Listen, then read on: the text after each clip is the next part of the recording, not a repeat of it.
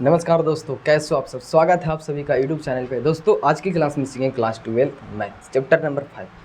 Chapter number 5 के अंदर जो हम लोग पढ़े थे लिमिट के बारे में। किसके बारे में पढ़ रहे थे? लिमिट के बारे में। तो अगर आप लिमिट से डरते हैं, ठीक है, या फिर आपको समझ में नहीं आता है, तो आप मेरे चैनल पर जाकर देख सकते हैं। पूरा हमने जीरो से कॉन्सेप्ट बेसिक थ्योरी के साथ, ठीक है, लॉजिक के साथ पढ़ाया है। तो आप लोग जाके मेरे चैनल पर देख लीजिए अगर आप नए हो तो, ठीक है। अगर कंटिन्यू क्लास कर रहे हैं तो हम टारगेट किए थे क्वेश्चन नंबर 18 से लेके 31 तक, ठीक है, जिसमें हमने 24 तक इसको बता चुके हैं। आप लोग मेरे चैनल पर जाकर देख सकते हो, वहाँ पे 24 तक मिल जाएगा, ठीक है। तो आज हम शुरू करेंगे क्वेश्चन नंबर 25 से। 90% स्टूडेंट क्या गलती करते हैं ये क्वेश्चन नंबर 25 में, उसको आज समझते हैं, ठीक है। और आज के बाद आप लोग से गलती नहीं होगा, ठीक है। और आज यहाँ पे कुछ अलग चीज़ सीखेंगे, ठीक है। तो आप लोग तैयार हो? अगर तैयार हो तो कमेंट में लिखिए यस, ठीक है।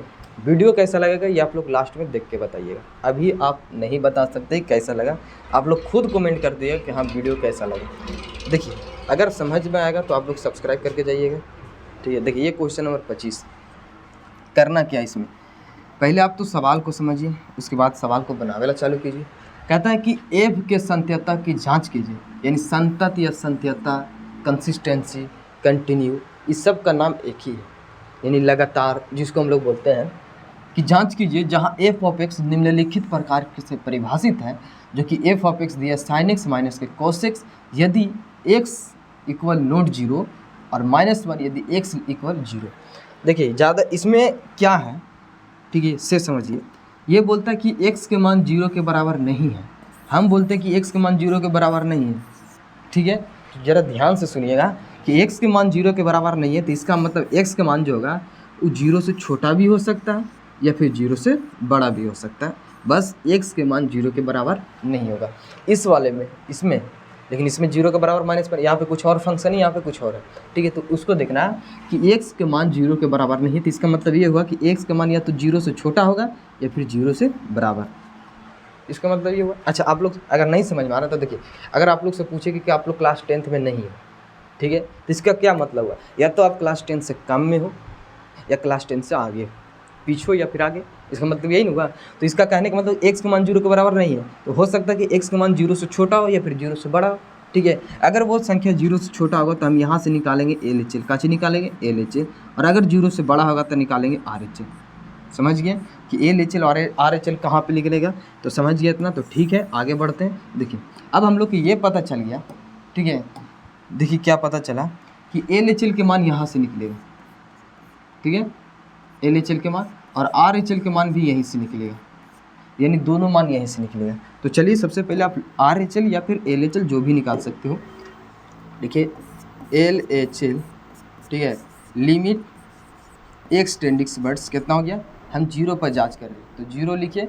आप लिख सकते हो कि x बराबर 0 पर, ठीक है, x बराबर 0 पर संतत की जांच, x बराबर कितना पर 0 पर संतत की जांच करना है, ठीक है। अब यहाँ पे लिखिए f ऑफ x। अब पता कीजिए कि कौन सा फंक्शन आने वाला है, ठीक है। इसके लिए आप लिखिए माना कि x के मान है वो 0 है, LHL के आप माइनस कीजिए और a के मान वो लगभग 0 करीब है। बस इतना काम कर दीजिए तो इससे ये फ़ायदा होगा कि आप लोग को पता चल गया कि कौन सा फंक्शन आने वाला है, ठीक है। अब यहाँ पे समझिए, ये हो जाएगा लिमिट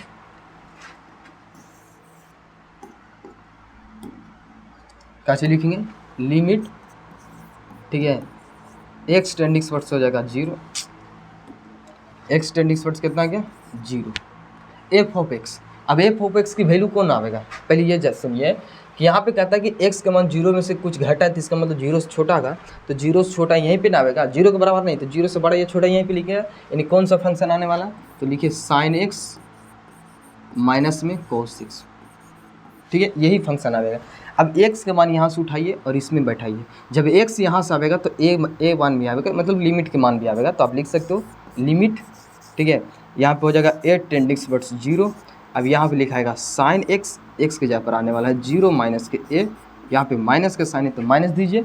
अब लिखिए यहाँ पे कॉस x के जगह पर 0 माइनस के a आवेगा। बस इतना कर दीजिए तो इससे बहुत फ़ायदा होने वाला है आप लोग के।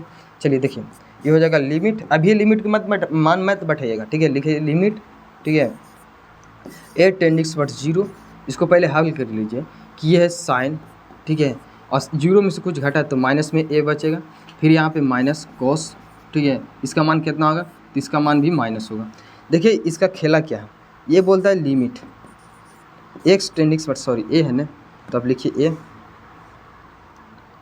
ए टेंडिक्स बट हो जाएगा जीरो। देखिए अगर किसी भी साइन के अंदर नेगेटिव मान आता है, आप लोग पढ़ें पिछला दूसरा चैप्टर में कि साइन के अंदर अगर नेगेटिव मान आता है तो उसका वो बाहर आ जाता है, तो ये आ जाएगा माइनस में बाहर, यानी कि साइन तो बाहर हो गया, माइनस तो बाहर हो गया। उसके बाद कोस के अंदर नेगेटिव रहता है तो वो कर देता है पॉजिटिव, यानी जैस के तैस कर देता है, तो इसका वैल्यू ये है। अब लिमिट के मान बैठाइए, तो ये हो जाएगा माइनस में साइन, ये हो जाएगा जीरो, माइनस में कोस जीरो, ठीक है। इसके बाद यहाँ पे माइनस साइन जीरो के मान जीरो, कोस जीरो के मान 1 होता है, इसीलिए इसका वैल्यू कितना आ गया, तो -1 के बराबर आ गया। यानी भैया हम लोग को पता चल गया कि LHL के मान -1 है। अब सेम प्रोसेस से हम RHL के निकालेंगे, ठीक है। तो अब लिखिए RHL का मान, यहाँ पे लिखिएगा RHL, ठीक है।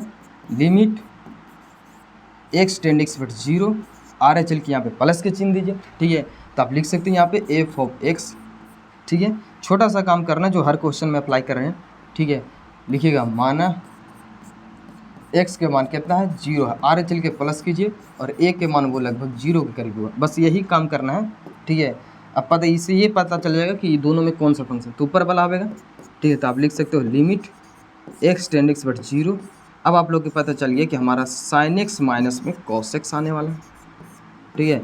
एक्स के मान बैठाइए तो ये हो जाएगा लिमिट ए टेंडिक्स बट जीरो, चूँकि एक्स यहाँ से आ रहा है तो ए भी तो आवेगा, तो लिखिएगा यहाँ पे क्या चीज़ साइन, एक्स के जगह पर आवेगा कौन, जीरो प्लस के, तो आप लिखिए जीरो प्लस के ए, ठीक है, माइनस में कॉस, ये हो जाएगा जीरो प्लस के ए। सीधा सीधा आप लिमिट के मान बैठाइए, ये हो जाएगा साइन, ठीक है, ये हो जाएगा जीरो प्लस में जीरो माइनस में कॉस, जीरो प्लस में जीरो। बताइए कि साइन हो गया जीरो, ठीक है, प्लस में कॉस जीरो, ठीक है। सॉरी यहाँ पे माइनस का साइन है तो माइनस का चिन्ह दीजिए, ये हो जाएगा माइनस में कॉस जीरो। साइन जीरो की वैल्यू जीरो होता है, कॉस जीरो की वैल्यू 1 होता है, इसीलिए इसका वैल्यू कितना आ जाएगा -1। यानी भैया हम लोग को पता चल गया कि RHL के मान भी कितना -1 है। तो अब जैसा ही दोनों मान बराबर रहता है तो हम क्या निकालते हैं, निकालते हैं फलन के मान। तो अब निकालिए फलन के मान, ठीक है। एक्स बराबर कितना पर, तो एक्स बराबर जीरो पर, ठीक है, एफ ऑफ एक्स, तो एफ ऑफ एक्स है कितना जी, तो -1, कितना है तो -1, तो आप यहाँ पे लिखिए -1। अब इसमें x की जगह पर जीरो बैठाइए, तो बताइए कि ये -1 में कहीं पे x दिख रहा है, नहीं दिख रहा है, तो इसका मतलब इसका भी मान कितना आ गया, तो इसका भी मान हमारा 1 के बराबर है, ठीक है। तो आप लोग सीख गए कि LHL RHL और फलन के मान बराबर है।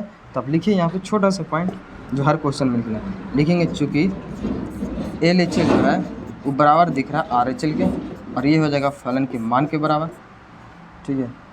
सॉरी यहाँ पे जीरो कितना पर, ये हो जाएगा 0 पर, इसीलिए x बराबर 0 पर एफ ऑफ एक्स काची है, तो ये संतत है, ठीक है। तो आप लोग जान गए कि संतत फंक्शन, देखिए यही था क्वेश्चन, ठीक है।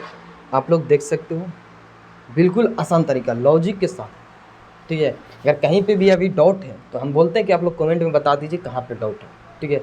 उसके बाद अगला स्टेप से आप लोग को दिक्कत ही नहीं होगा। अगर आप फिर भी लग रहा है कन्फ्यूज तो आप लोग वीडियो को फिर से देख सकते हो, आप लोग के पास वीडियो है, ठीक है।